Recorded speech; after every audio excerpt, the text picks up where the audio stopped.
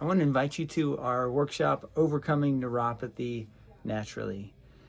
This is coming very soon, and we're going to do a live webinar. We're also going to do it live in the office, and we're going to share some really great information with you, things that I don't think you've ever heard before. And honestly, it's sad, but it's true. There are solutions for neuropathy, and I don't know why you're not hearing about it. I have some ideas, and I'll share those, but we're going to share medications that cause neuropathy, really common medications.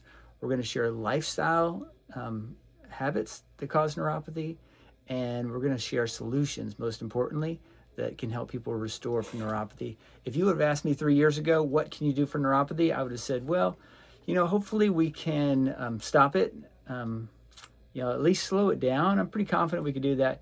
Now I can tell you with confidence, with almost everyone, we can reverse it. At least really 50% is really what we expect when we start in with somebody. We give them a plan for neuropathy treatment.